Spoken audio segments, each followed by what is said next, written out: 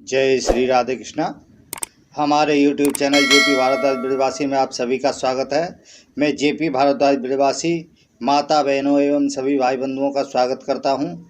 आज मैं अपने YouTube चैनल के माध्यम से श्रावण मास के प्रथम अध्याय का महात्म लेकर के आया हूं।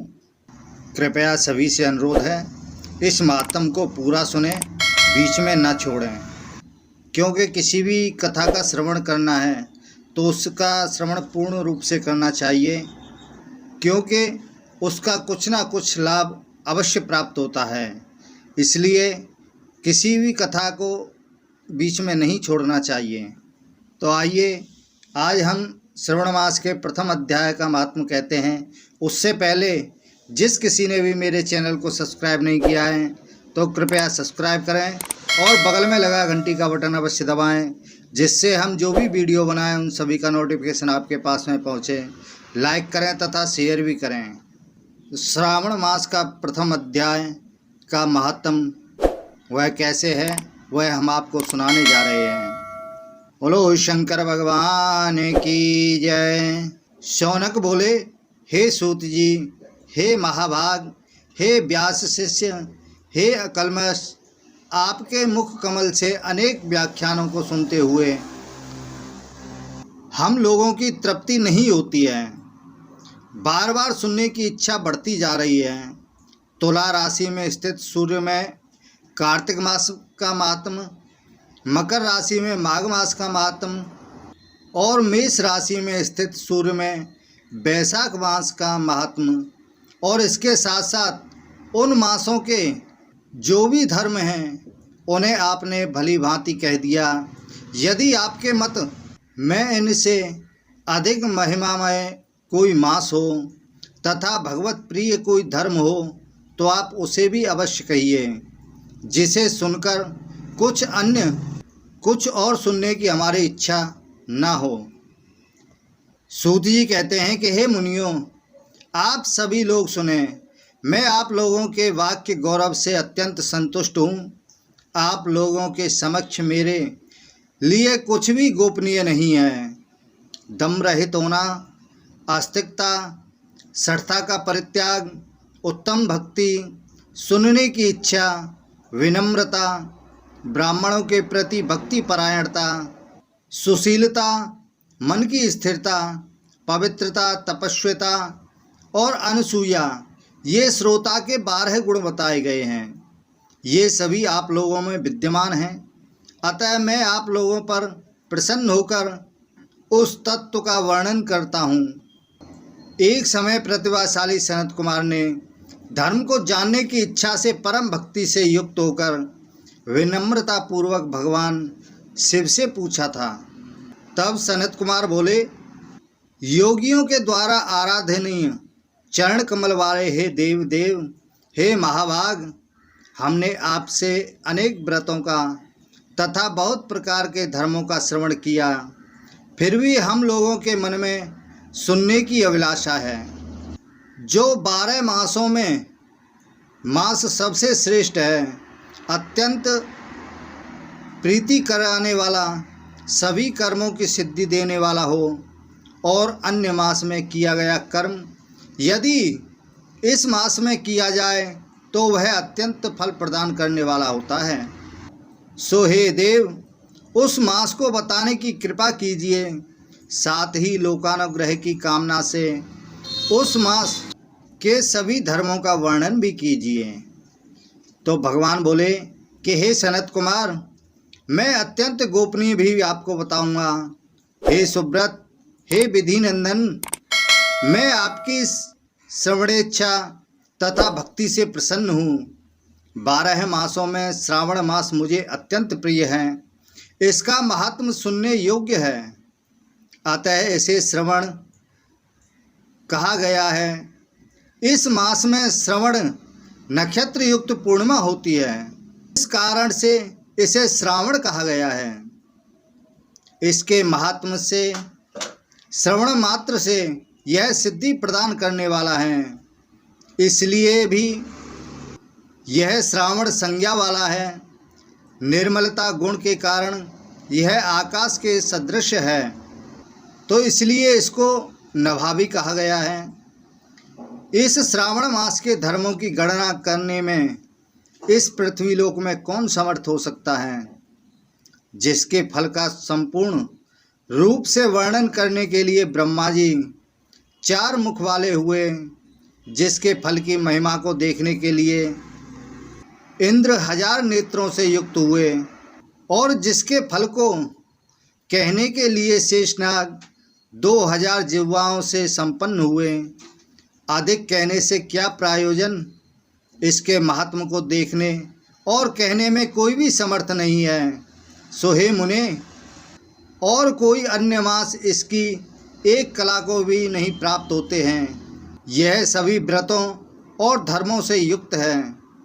इस महीने में एक भी दिन ऐसा नहीं है जो व्रत से रहित दिखाई देता हो। इस मास में सभी तिथियां व्रत युक्त हैं। इसके महात्म के संदर्भ में मैंने जो कहा है वह केवल प्रशंसा मात्र नहीं है। अर्थों, जिज्ञासुओं, भक्तों, अर्थ की कामना करने वाले, मोक्ष की अभिलाषा रखने वाले और अपने अपने अभीष्ट की आकांक्षा रखने वाले चारों प्रकार के लोगों, जैसे ब्रह्मचर्य, गृहस्थ, वानप्रस्थ, संन्यास आश्रम वाले को इस श्रावण मास में व्रतानुष्ठान करना चाहिए।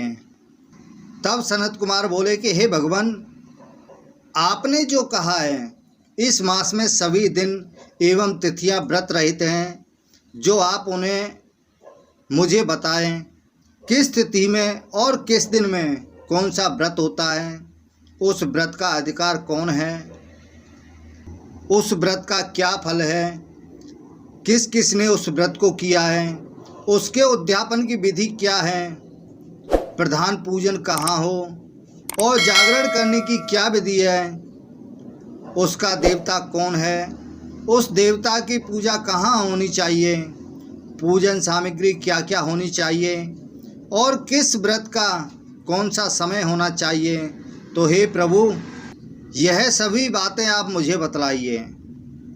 और यह मास आपको प्रिय क्यों है, किस कारण यह पवित्र है, इस मास में भगवान का कौन सा अवतार हुआ, यह सभी मासों से श्रेष्ठ कैसे हुआ, और इस मास में कौन कौन धर्म अनुष्ठान के योग्य हैं।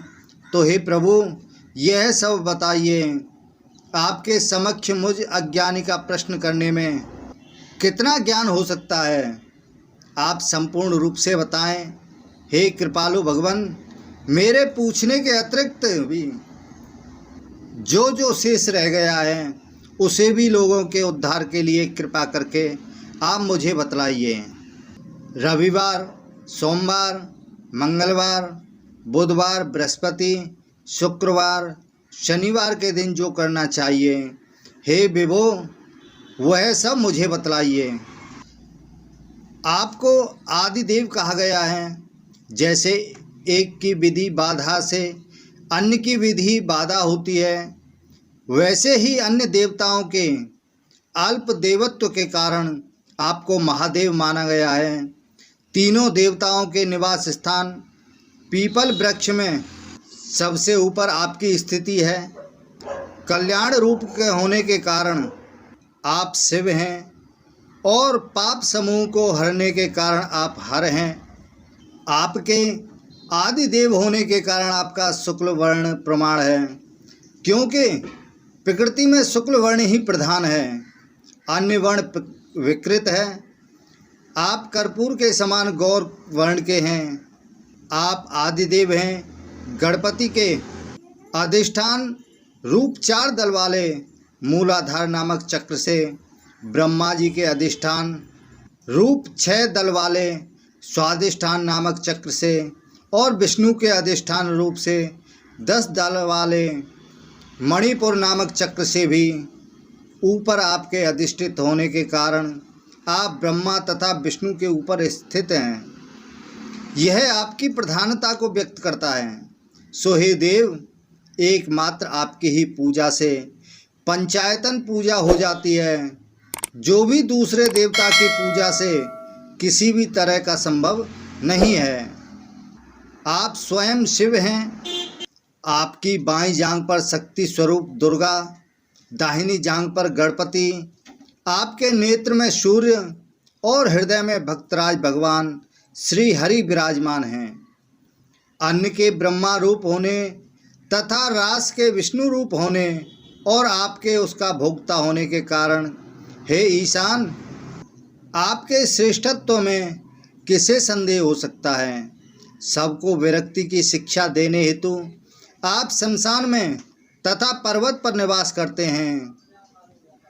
पुरुष सूक्त में मंत्र के द्वारा प्रतिपादन के योग्य हैं, ऐसा महर्षियों ने कहा है। जगत का संसार करने वाले, जगत का संहार करने वाले हलाहल को गले में किसने धारण किया। महाप्रलय की कालाग्नि को अपने मस्तक पर धारण करने में कौन समर्थ था। संसार रूप अंधकूप में पतन के हेतु कामदेव को किसने भस्म किया। आप ऐसे की आपकी महिमा का वर्णन करने में कौन समर्थ है। एक तुच्छ प्राणी में करोड़ों जन्मों में भी आपके प्रभाव का वर्णन नहीं कर सकता हूँ। यदि आप मेरे ऊपर कृपा रखते हैं तो मेरे प्रश्नों के उत्तर बताइए।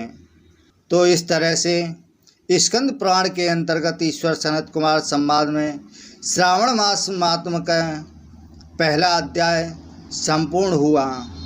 बोलो शंकर भगवान की जय।